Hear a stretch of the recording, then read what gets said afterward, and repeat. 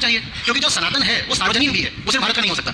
जो सनातन है, हमने कहा कि धर्म है अपनी छटपटाहट को विश्राम तक ले जाना, तो छटपटाहट तो एक अमेरिका के बंदे में भी है, अफ्रीका वाले में भी, चीनी में भी है। तो सनातन धर्म सबको चाहिए, लेकिन खेद की बात यह है कि हम जिसको धर्म माने बैठे हैं या जो तमाम तरीके के पंथ मजहब समुदाय संप्रदाय हैं उनमें सनातन कुछ भी नहीं है, वो हमारी मान्यताओं के पिंड मात्र है और उसको हम कहते हैं ये धर्म है। तो सारी समस्या यही है कि धर्म तो बहुत सारे हो गए हैं जिनमें सनातन तक तो कहीं भी नहीं है। तो उससे वहां पर आते हैं, तो आपने दूसरा प्रश्न पूछा था कि असली धर्म बनाम नकली धर्म।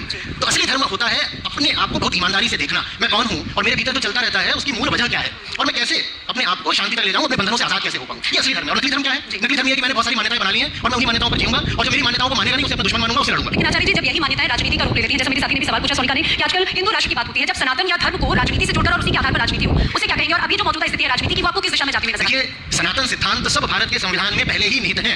भारत के संविधान का जो प्रियम्बल है, जो प्रस्तावना है, उसको यदि आप देखें तो वो सनातन आदर्शों का एक बेहतरीन नमूना है। अच्छा, बेहतरीन नमूना है। तो आप कहें कि क्या भारत को हिंदू राष्ट्र होना चाहिए? मैं कहूंगा भारत को सनातन होना चाहिए। कहते हैं ऐसा? मैं बिल्कुल कह रहा हूँ कि भारत